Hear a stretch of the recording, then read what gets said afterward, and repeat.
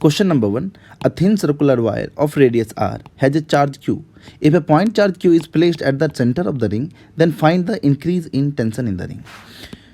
इस क्वेश्चन में एक सर्कुलर वायर है जिसको हम एक रिंग कंसीडर कर सकते हैं और इस रिंग के ऊपर q चार्ज दिया गया है. Let this to be positive charge. Because of the mutual repulsion these charges will get uniformly distributed on the surface of the ring. इस सर्कुलर वायर का जो कि रिंग शेप का है, इसका रेडियस कितना है? इसका रेडियस है r और इसके सेंटर पे एक प्लस क्यू चार्ज रखा गया है. तो इसमें हमें इंक्रीज इन द टेंशन निकालना है कि अगर ये चार्ज आप प्लस क्यू चार्ज इसके सेंटर पे रखेंगे तो ये जो चार्जेस हैं इसके सरकमफ्रेंस पे सर्कुलर वायर के ऊपर जो चार्जेस हैं, दो charges will experience a repulsive force. तो क्या होगा कि every section of this ring will experience outward force in radial direction, because of which there will be a tendency for this ring to expand. और इसी expansion को resist करने के लिए यहाँ पे टेंशन आएगा. तो what will be the increase in tension. अब इंक्रीज इन टेंशन कब निकालना है हमें? इक्विलिब्रियम कंडीशन में. तो सपोज इस पे जो फोर्स लगेगा वो रेडियल आउटवर्ड डायरेक्शन में लगेगा, हर एक सेक्शन पे ही रेडियल आउटवर्ड डायरेक्शन. इसको मैं एफ रेडियल बोल देता हूँ फॉर नाउ. बस आप ये समझेंगे कि because of the electrostatic repulsion due two plus Q charge at the centre, every element, every section of the ring will experience a force in radial direction, in radial outward direction. तो मैं एक दूसरा ring बना लेता हूँ ताकि मैं आपको एक्सप्लेन कर सकूँ. और इस रिंग में मैं एक छोटा सा पोर्शन लेता हूँ, but to show you clearly मैं थोड़ा सा बड़ा दिखा रहा हूँ, बट आप इसको एज्यूम करो कि ये बहुत छोटा है. And in this part suppose I am taking this small section of this ring. ये एंगल बना रहा है सेंटर पे डी थीटा, इसका रेडियस है r. तो इस पोर्शन पे चार्ज कितना होगा? चार्ज तो यूनिफॉर्मली डिस्ट्रीब्यूटेड है, तो charge on this portion d q, अगर मैं उसे डी क्यू लिखूँ तो d q will be equal to q by 2πr charge पर unit length of the wire into length of this small section. वो क्या हो जाएगा? r इंटू डी थीटा, क्योंकि ये r है और ये डी थीटा एंगल से घुमा, तो ये कितना होगा? r into D theta. So the D Q will be equal to q d theta by 2π. This is the charge on this small portion.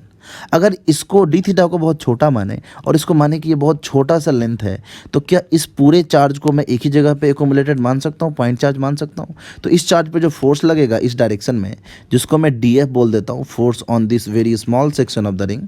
तो df को क्या लिखेंगे हम? df को लिखेंगे df equal to k charge at the center q dq, charge of the element divided by distance of separation r square.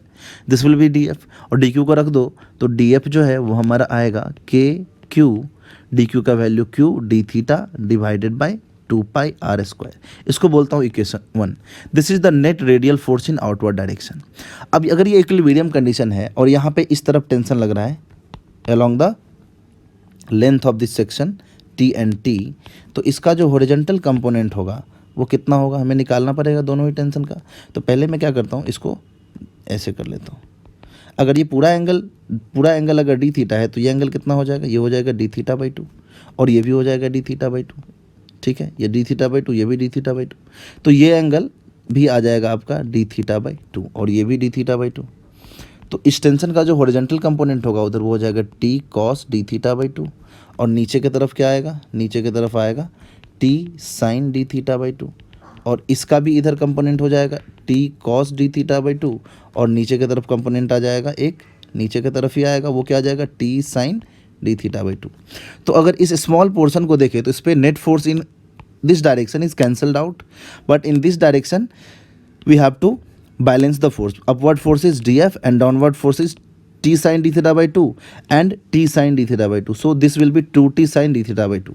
तो अगर इस पोर्शन को सिर्फ देखो तो इसमें अपवर्ड डायरेक्शन में फोर्स लग रहा है df और डाउनवर्ड डायरेक्शन में फोर्स लग रहा है 2t sin d theta by 2. So in equilibrium condition df will be equal to 2t sin d theta by 2. Now for a small angle sin d theta by 2 can approximately be written as d theta by 2. So making this change in this equation, df will be equal to 2t into d theta by 2. This 2 and 2 will get cancelled and I will put the value of force from this equation 1, that will be k q dq by 2π r square equal to T into d theta. This d theta is getting cancelled. So the tension induced in the ring will be KQQ divided by 2 pi r square. Okay. This is the tension in the ring. So we can call this as tension induced in the ring.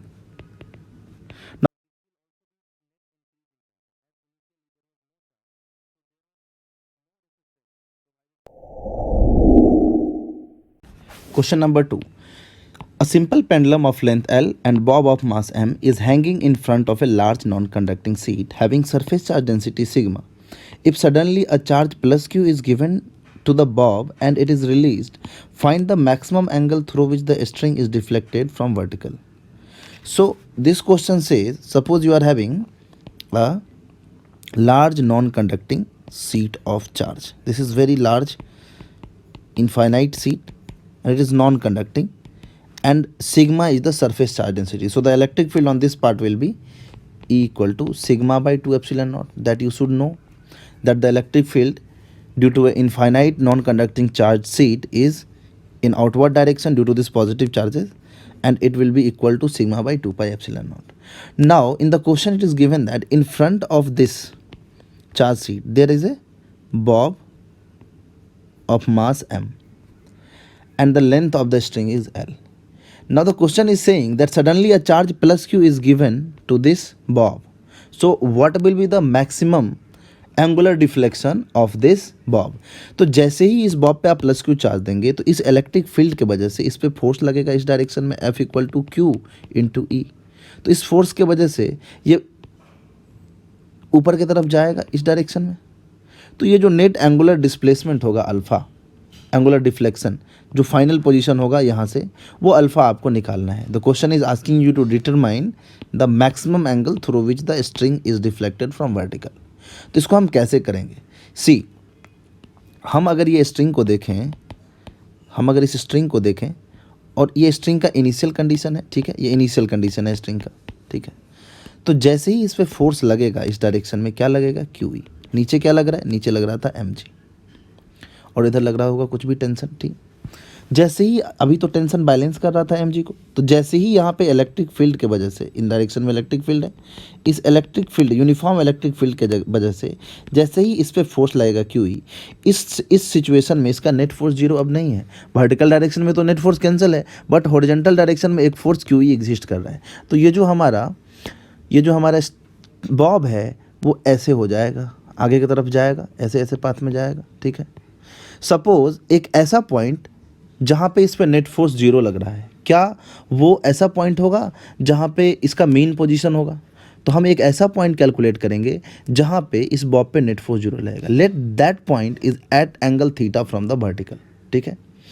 तो अब यहाँ पे कौन कौन सा force लग रहा है, इसको थोड़ा मैं हटा दूँ, अच्छे से बनाना है मुझे. तो इसको मैं डी क्यू ऊपर लिख देता हूँ, डी क्यू क्यू ई, और यहाँ पे जो फोर्सेस लगेंगे वो नीचे लगेगा एम जी, और क्यू वही है, इलेक्ट्रिक फील्ड यहाँ भी वही होगा, यूनिफॉर्म इलेक्ट्रिक फील्ड है क्यू ई, और इधर टेंशन लग रहा है टी.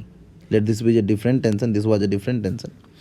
तो अगर इस पे देखें, इस बॉब पे इस जगह पे नेट फोर्स को जीरो करना है, क्योंकि मैं इसको मान रहा हूँ mean position of oscillation, mean position of oscillation.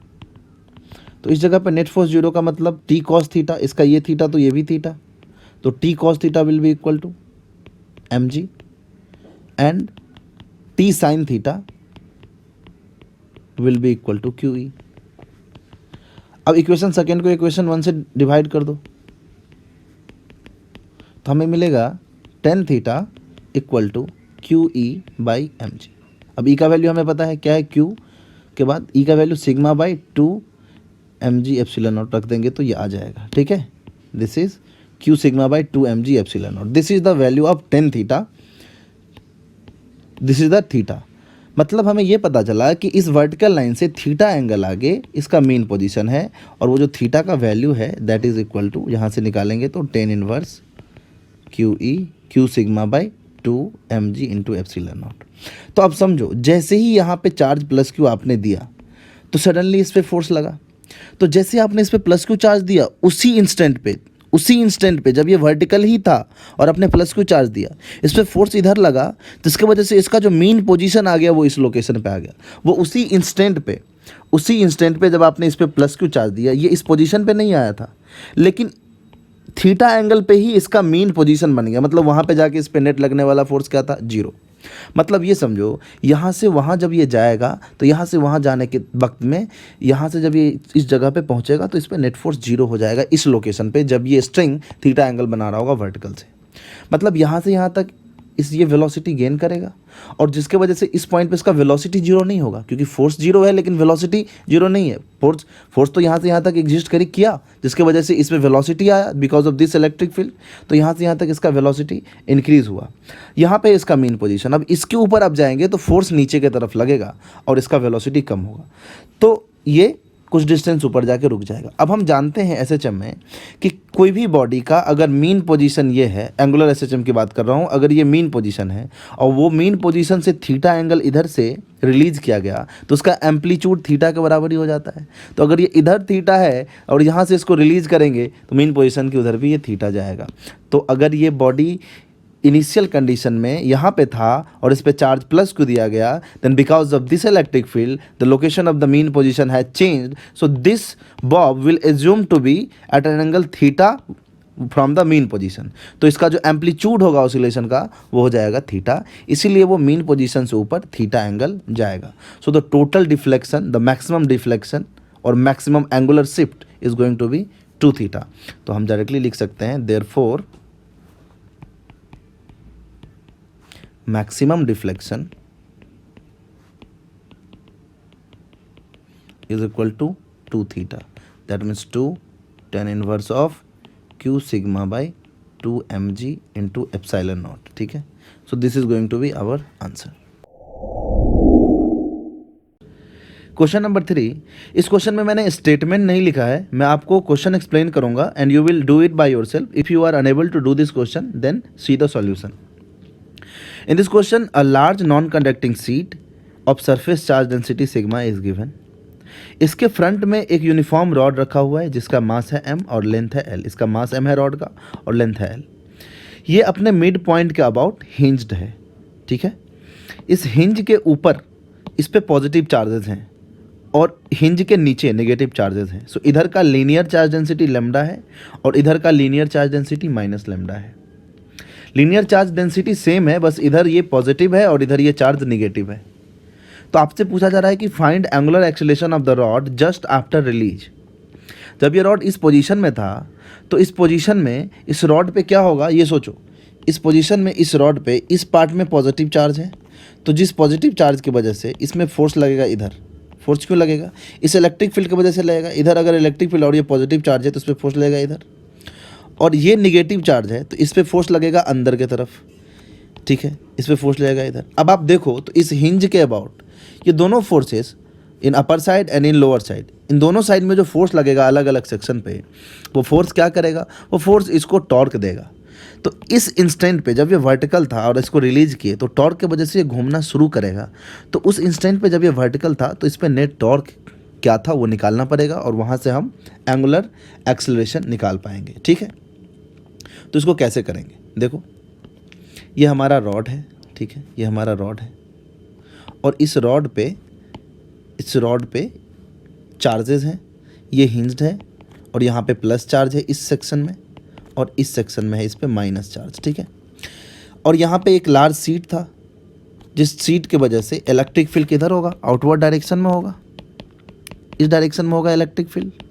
ठीक है, मैं एक सेक्शन ले रहा हूँ इस हिंज से x डिस्टेंस ऊपर, इस हिंज से x डिस्टेंस ऊपर मैं एक dx का एलिमेंट ले रहा हूँ.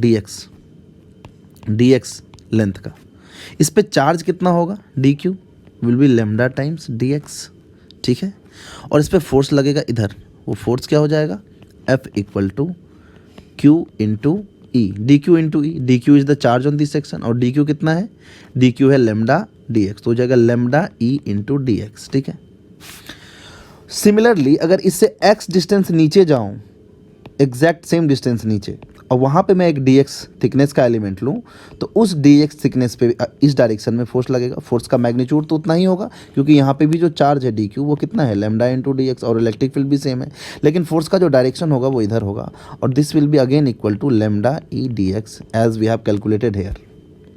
तो अब इन दोनों फोर्सेज को देखो, अगर सिर्फ इस दोनों सेक्शन dx dx, ये जो x ऊपर और x नीचे वाला जो dx का सेक्शन है, ये छोटे से लेंथ, छोटे से एलिमेंट के लिए अगर आप टॉर्क देखो हिंज के अबाउट, तो क्या लिखोगे, डी टॉ लिखोगे, small torque due to the dx element above the hinge and below the hinge.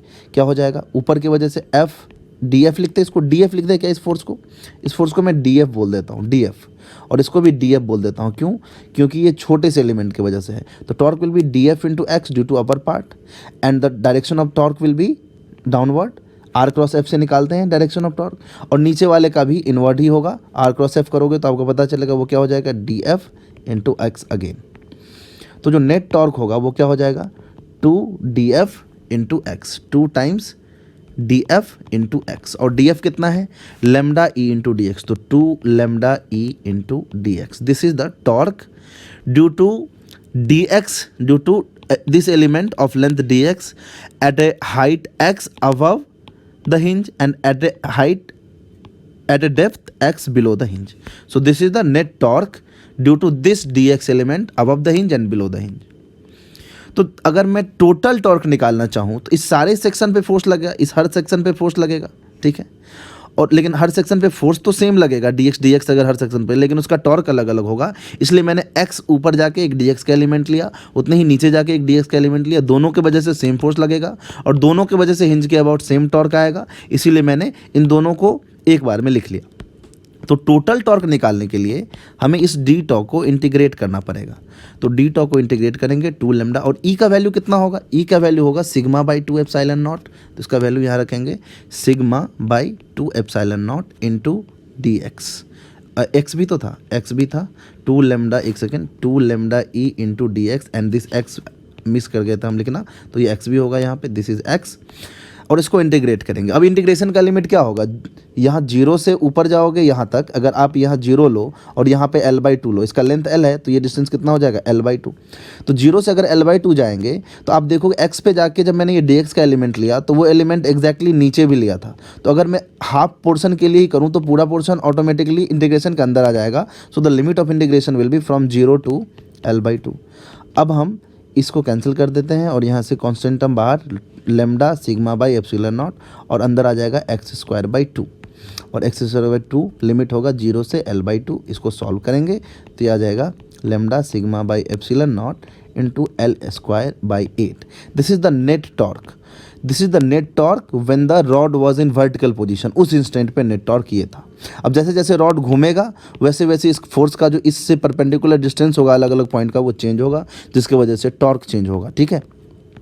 तो वर्टिकल पोजीशन में ये टॉर्क होगा। अब हमें पता है कि अगर कोई रॉड है और वो रॉड घूम रहा है तो जिस पॉइंट के अबाउट टॉर्क लिखते हैं उसी पॉइंट के अबाउट मोमेंट ऑफ इनर्शिया लिखेंगे।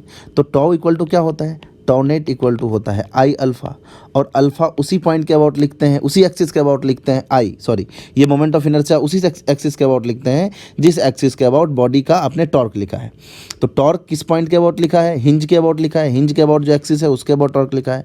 तो torque about the hinge is this one, तो हमें आई भी टॉर्क के अबाउट निकालना, ये जो मोमेंट ऑफ इनर्शिया वो भी मुझे उस हिंज से जो एक्सिस पास कर रहा है उसके अबाउट निकालना पड़ेगा। तो इस हिंज के एक्सिस से मोमेंट ऑफ इनर्शिया आई क्या होगा, आई होगा ml²/12। मिड पॉइंट से क्या होता है ml²/12, तो यहाँ पे आप इसको लिखेंगे ml²/12।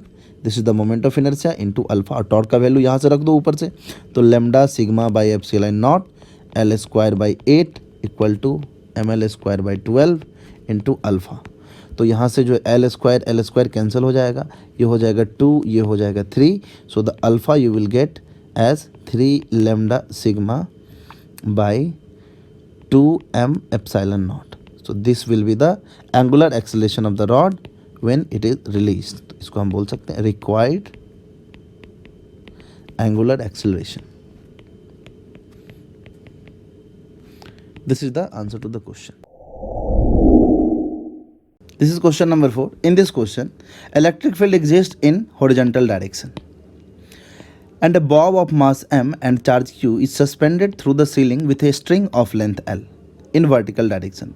Initially this bob is in vertical direction. It is having mass m and charge q. Electric field is existing in horizontal direction, and this electric field is representing uniform electric field. The gravity will act downward. Now the bob is projected horizontally with a speed such that it keeps moving in uniform circular motion. Uniform circular motion. Find the projection speed of the bob. Suppose this is your bob. This is your bob suspended through the ceiling with a string of length L like this.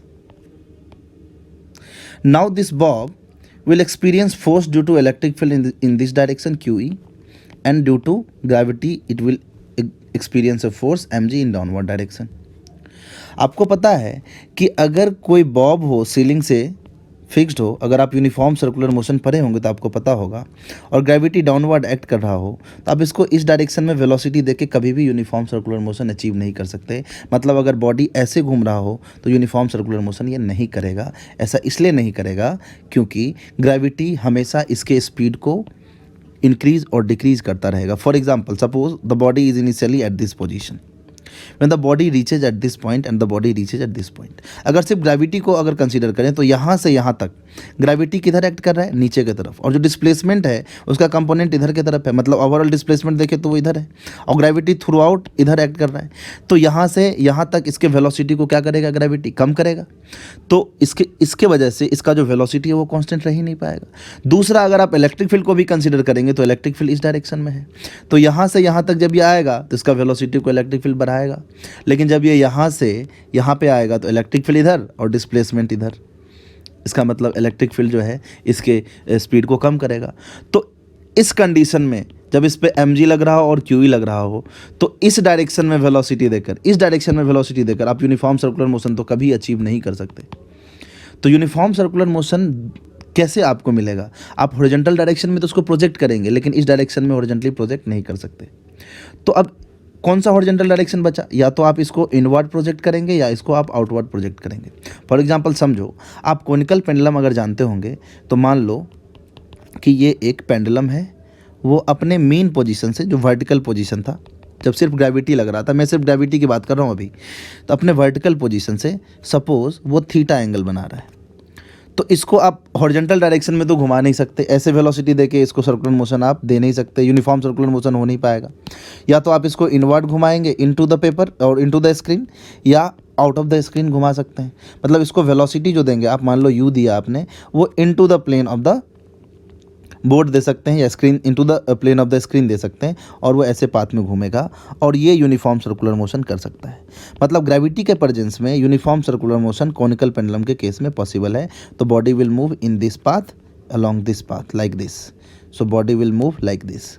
अब सोचो कि इसको मान लो आपने invert दिया velocity u, तो u velocity दिया, और मान लेते हैं ये रेडियस है r, और ये जो बॉब है जहाँ पे आपने इसको u वेलोसिटी दिया हॉरिजॉन्टल डायरेक्शन में into the screen, into the plane of the board, तो वहाँ से इसका ये डिस्टेंस है r, और ये एंगल बना रहा था वर्टिकल से थीटा.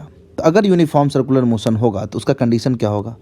उसका कंडीशन तो यही होना चाहिए कि इसका स्पीड कांस्टेंट रहना चाहिए. अच्छा, मान लो यहाँ पे टेंशन है t, ये वर्टिकल से एंगल थीटा, तो ये भी एंगल थीटा. तो अगर मैं देखूँ तो इस पर नेट फोर्स नीचे लग रहा है mg, और इधर लग रहा है टेंशन, इधर लग रहा है टेंशन बॉब पे.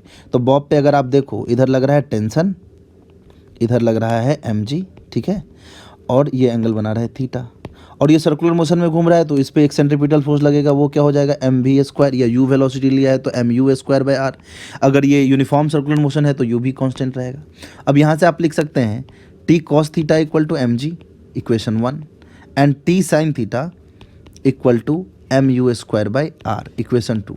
इक्वेशन 2 को इक्वेशन 1 से डिवाइड करेंगे तो आपको मिलेगा tan theta equal to u²/rg, और यहाँ से आपको जो u मिलेगा वो होगा √rg tan theta. Means if you want to have a circular motion in the presence of the gravity, then you must project this body in horizontal direction in such a way that speed of this bob is √rg tan theta, where theta is the angle of the bob with respect to the vertical angle that is this bob is making with the vertical, and r is the radius of the circular path that this bob will cover. ठीक है, तो ये बात पता चल गया। अब हम आते हैं अपने ओरिजिनल क्वेश्चन पे। इसको आप याद रखेंगे, आपको अगर कॉनिकल पेंडुलम पढ़े होंगे तो ये आपको पता भी होगा, but I thought to explain it. अब देखो, अब जो ये हमारा बॉब था जो गिवन क्वेश्चन में है, ये बॉब है, और इस बॉब पे जो है अब सिर्फ ग्रेविटी नहीं लग रहा है, इस पे इधर लग रहा है QE और इधर लग रहा है mg। तो हम सबसे पहले मीन पोजीशन निकालेंगे। Let this mean position be at an angle theta with the vertical, और यहाँ पे ये हमारा बॉब है, यहाँ पे ये हमारा बॉब है। तो इस पे जो फोर्स लगेगा mg वो नीचे की तरफ लगेगा, और जो इलेक्ट्रोस्टैटिक फोर्स लगेगा वो QE इधर लगेगा। इसमें टेंशन लग रहा है T, तो आप यहाँ से लिख सकते हैं कि T cos थीटा, ये एंगल थीटा तो ये भी थीटा, तो ये हो जाएगा T cos थीटा और ये हो जाएगा T sin थीटा। अब यहाँ से लिख सकते हैं कि T cos theta is equal to mg and T sin theta is equal to QE। So the angle tan theta is going to be QE by mg, and from here theta will be tan inverse of QE by mg। ये हमारा आ गया angle which this Bob is making with the main position. ठीक है, अभी Bob initial position में था और main position मतलब यहाँ पे नेट फोर्स क्या है, यहाँ पे ये इक्विलिब्रियम पोजीशन है, यहाँ पे एफ नेट क्या है, यहाँ पे एफ नेट है 0, इसीलिए मैंने फोर्स को बैलेंस किया। अब इसको आपको ये पता है हॉरिजॉन्टल डायरेक्शन में तो घुमा नहीं सकते इस पोजीशन से, तो इसको आप या इनवर्ड दो या आउटवर्ड दो velocity. Let this velocity be v। तो ये कैसे पाथ पे घूमेगा, देखो एक बार फिर से मैं बना लेता हूँ ताकि आपको अच्छे से समझ में आए। ये इसका मेन पोजीशन है और ये यहाँ पे था, ये यहाँ पे था। तो ये जो बॉब है इसको अगर आप वेलोसिटी v देंगे तो ये एक ऐसे पाथ पे घूमेगा, मतलब ये ऐसे जाएगा और ये ऐसे पाथ पे घूमेगा। ये एंगल था थीटा। ठीक है, तो इस पाथ का जो रेडियस होगा वो ये होगा। इसको अगर मैं r बोलूँ और ये l है तो r will be equal to l sine theta. एक तो ये बात। अब ये जो एंगल थीटा है, अगर आप देखो इस पे यहाँ पे, तो यहाँ पे फोर्स कितना लग रहा था नीचे की तरफ mg, और इधर की तरफ क्या लग रहा था QE। आप अगर देखो ध्यान से तो इस पे इधर की तरफ mg और इधर की तरफ QE, तो जो नेट फोर्स लगेगा इस पे वो कितना एंगल पे लगेगा, थीटा एंगल पे ही लगेगा। जो एंगल वहाँ पे वो बना रहा है उतने एंगल पे लगेगा, और जो एफ नेट होगा इस पे, जो एफ नेट होगा वो कुछ इस डायरेक्शन में एग्जिस्ट करेगा, इधर लगेगा QE और इधर लगेगा mg। तो जो इसको मैं थोड़ा इधर लिख लेता हूँ, तो जो हमारा नेट फोर्स लगेगा f net, that is going to be under root of QE square plus mg square, यही लगेगा फोर्स। तो अगर मैं इसको बोलूँ m इंटू जी इफेक्टिव, अगर एफ नेट को बोलूँ m इंटू जी इफेक्टिव, मतलब नेट फोर्स को, अगर ये वर्टिकल डायरेक्शन में, ये इस डायरेक्शन में, इसी डायरेक्शन में होगा जी इफेक्टिव, क्योंकि ये मेन पोजीशन है, इसी डायरेक्शन में जी इफेक्टिव होगा। क्यों जी इफेक्टिव होगा आप देख लो, कैलकुलेट कर लो। अगर आप देखोगे आपको वेक्टर आता है तो ये एंगल भी थीटा होगा। अगर वर्टिकल से थीटा पे जाके ये इक्विलिब्रियम में आएगा तो ये एंगल भी थीटा होगा। तो जी इफेक्टिव यहाँ से क्या आ जाएगा हमारा, जी इफेक्टिव आ जाएगा आपका under root of QE square plus mg square divided by m। This is the g effective. अब इस सिचुएशन को आप हॉरिजॉन्टल सिचुएशन में कन्वर्ट कर सकते हैं, जिसमें r का वैल्यू क्या होगा l साइन थीटा और g का वैल्यू ये होगा। तो हॉरिजॉन्टली इसको आप हॉरिजॉन्टल में कन्वर्ट करेंगे तो क्या हो जाएगा, ये हॉरिजॉन्टल में कन्वर्ट करेंगे तो ये ऐसा दिखेगा आपका। बस g के जगह पे क्या यूज़ करेंगे हम, जी इफेक्टिव। जी के जगह पे जो हम यूज़ करेंगे वो होगा g effective. This is your, थोड़ा इसको सही कर लूँ मैं, this is will be your conical pendulum and it will move in this path. This is r, where r is equal to what, l sine theta. R हम निकाल चुके हैं, आर किसके बराबर है, एल साइन थीटा के बराबर है। और जी इफेक्टिव क्या है, जी इफेक्टिव हमारा ये है। अब बताओ अगर वी वेलोसिटी यहाँ देंगे और ये आर है, तो अगर ये एंगल थीटा है तो इसका कितना वेलोसिटी देंगे यूनिफॉर्म सर्कुलर मोशन के लिए, हमने अभी निकाला था सिर्फ ग्रेविटी के लिए, u equal to under root RG tan theta. तो यहाँ पे क्या लिखेंगे, ये v वेलोसिटी जो इनवर्ट दे रहे हैं वो लिखेंगे v equal to under root RG, r g के जगह पे g इफेक्टिव यूज़ करेंगे, क्योंकि अब नीचे की तरफ जो g है वो क्या है, g इफेक्टिव है, और उसका वैल्यू क्या निकाला है, अभी लिखाना है under root of QE square plus mg square by m। तो वेलोसिटी क्या होगा, under root r g effective into tan theta. Vertical से एंगल तो अभी भी थीटा है, तो जो हमारा वेलोसिटी आएगा वो आएगा अंडर रूट ऑफ आर को क्या लिखेंगे, एल साइन थीटा इंटू इसको क्या लिखेंगे जी इफेक्टिव को, under root of Q E square plus M G square divided by M into tan theta. Tan theta क्या है हमारा, यहाँ से देखो टेन थीटा यहाँ से क्या था q E by M g, तो उसको मैं q E by M g directly लिख सकता हूँ, q E by M g, इसको लिख सकता हूँ q E by M g. और साइन थीटा को भी क्या लिख सकता हूँ, अगर टेन थीटा है q E by M g, तो यहाँ से साइन थीटा क्या हो जाएगा, q E divided by under root of Q E square plus M g का स्क्वायर, ये होगा। तो इसका भी वैल्यू यहाँ रख देंगे, तो we will be equal to under root of L into Q E ऊपर divided by under root of Q E square, bracket में लिख लेता हूँ ये Q E divided by under root of Q E square plus M G square into Q E under root of Q E square plus M G square divided by M into Q E by M G.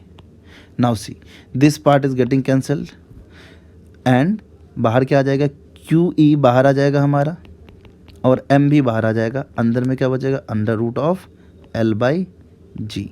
So this is the v velocity required